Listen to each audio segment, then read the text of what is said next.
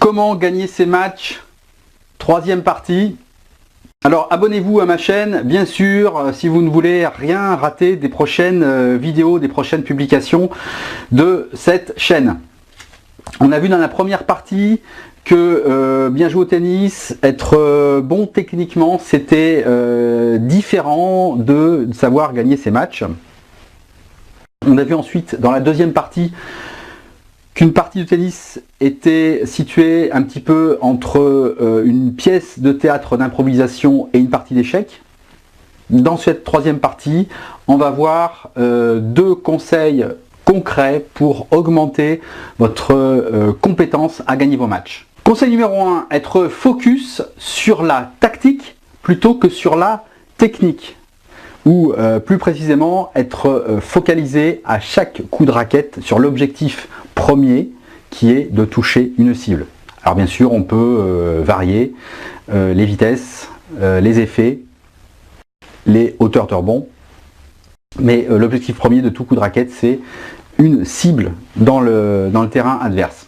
Alors vous l'aurez peut-être remarqué, les fondus de tactique sont moins enclins à être intéressés par la partie mentale du tennis, tout simplement parce qu'ils en ont moins besoin. Et pourquoi les fondus de tactique ont moins besoin de travailler leur mental? Ça ne veut pas dire qu'ils n'en ont pas besoin du tout. C'est que en fait leur cerveau conscient est entièrement focalisé à chaque coup de raquette sur la cible qu'ils veulent atteindre. Alors le cerveau conscient, il faut savoir une chose, c'est qu'il est capable de traiter une seule opération à la fois. Donc si on l'occupe avec une préoccupation technique, eh bien, il ne sera pas disponible pour faire le maximum pour atteindre la cible voulue. Et donc en se focalisant sur la cible, on fait confiance à notre deuxième moi, le cerveau non conscient, cette merveille de la nature qui est capable de réaliser plusieurs centaines d'opérations à la seconde. Et ce deuxième moi, donc ce cerveau non conscient va avoir toute l'attitude pour exécuter parfaitement le coup technique tel qu'il l'a appris. Et on arrive ainsi à ce paradoxe tennistique qui est que moins on pense technique, plus on pense tactique, moins on pense technique, et bien plus on va jouer juste techniquement. Chaque coup que vous jouez, vous devez avoir une intention. Et moi, régulièrement, quand je fais lors de mon entraînement hebdomadaire, avec mon entraîneur, on dispute des points et je rate un coup. Et à chaque fois, presque à chaque fois, mon entraîneur me demande: Vincent, quelle était ton intention sur ce coup? Et je vous le donne en mille. La réponse, c'est que la plupart du temps, je n'avais pas d'intention claire. Conseil numéro 2, travaillez vos schémas tactiques. Et Nadia a un bon service, un bon coup droit. On va voir ce qu'on va faire à partir du service. Et on démarre par les services du côté égalité, avec un service joué à l'extérieur. Alors bien sûr, pour plus d'efficacité, n'oublie jamais de varier et de servir de temps en temps sur le T pour surprendre votre adversaire. Première possibilité, vous faites un service croisé ou court croisé et votre adversaire renvoie en coup droit.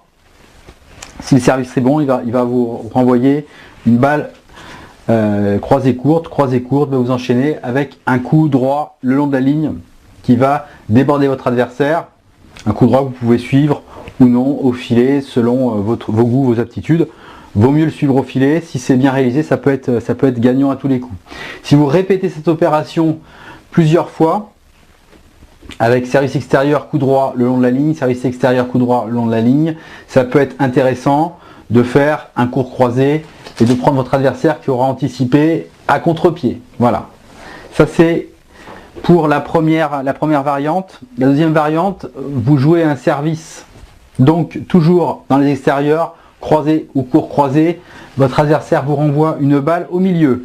Une balle au milieu, à ce moment-là, avec un bon coup droit, qu'est-ce qu'on fait? Si la balle n'est pas trop haute, on fait un décalage coup droit, on s'avance et on renvoie la balle en décroisé extérieur sur le revers. Donc si la balle est vraiment courte, ça peut faire un point gagnant direct. Bien sûr, si vous répétez ça plusieurs fois, n'oubliez pas d'alterner avec un court croisé qui pourrait être intéressant dans le cas d'un contre-pied. Votre adversaire anticipe, hop, vous jouez le contre-pied, donc ça fait tac, et tac, vous rejouez là, et ça peut déstabiliser l'adversaire, une balle courte, ou même quelque chose de définitif.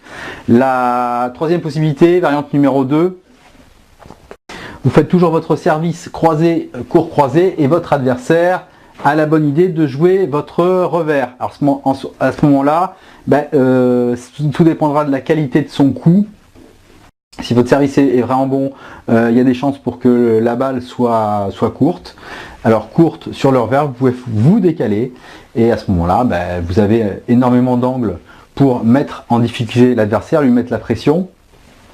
Si jamais la balle est longue, haute, eh bien vous jouez un revers croisé et vous démarrez l'échange dans la diagonale du bras de fer avec alternance de revers et de coups droits décroisés pour surprendre votre adversaire. Alors vous allez me dire, c'est pas facile, c'est pas évident.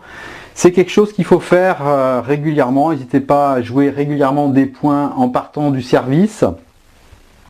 Sur un côté exclusivement, vous demandez si ça ne dérange pas à votre partenaire de jeu habituel et vous travaillez le schéma et vous allez voir apparaître un petit peu toutes les possibilités petit à petit. Vous allez vous créer des automatismes qui vous serviront en match pour avoir des points gratuits. On sert à présent à gauche et là on va reprendre une vieille technique qu'avait pratiqué d'ailleurs beaucoup André Agassi au début des années 80, au début de sa carrière.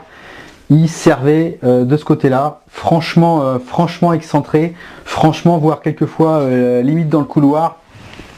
À ça, deux avantages sur le service. Premier avantage, plus d'angle pour jouer court croisé, pour vraiment sortir l'adversaire. En plus, un avantage par rapport au filet, où vous allez jouer croisé avec un endroit où le filet est un petit peu plus bas, vous allez passer un petit peu plus par le milieu du filet.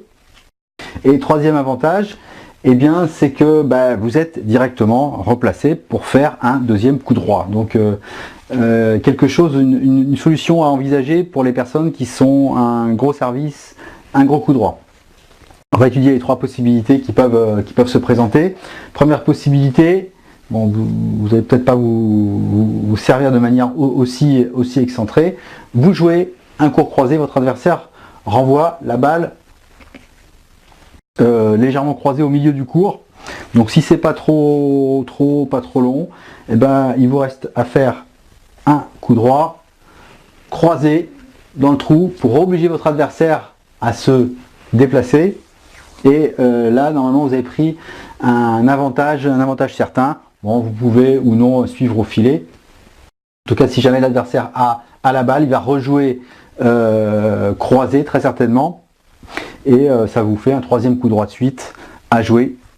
Et pourquoi pas long de ligne par exemple, pour pouvoir terminer le point. Deuxième possibilité, votre adversaire voit le trou énorme que vous lui proposez et tente le long de ligne. Alors je ne sais pas si vous avez déjà eu affaire à ce genre de service très croisé, très court. Si vous voulez toucher ce coin-là, qui plus est avec un revers, qui plus est de manière suffisamment rapide pour déborder votre adversaire, et ben c'est très difficile. Vous avez un sacré changement de direction à faire et la plupart du temps quand on tente ce genre de choses, eh ben, on arrive pas vraiment là mais plutôt vers là et pas forcément rapidement. Donc là l'idéal, vous êtes en coup droit et vous démarrez ici. Si vous faites ça plusieurs fois de suite, vous pouvez tenter le long de ligne si l'adversaire anticipe, c'est toujours la même chose. Et enfin, dernière possibilité, votre adversaire complètement à la ramasse va sur une balle très courte croisée, et bien il va rejouer croisé. Donc ça c'est une possibilité qui peut arriver. Donc si c'est pas trop rapide, pas trop croisé, vous pouvez toujours faire un décalage coup droit, avec lequel, et là vous allez avoir énormément d'angles, donc énormément de choix pour placer votre coup droit.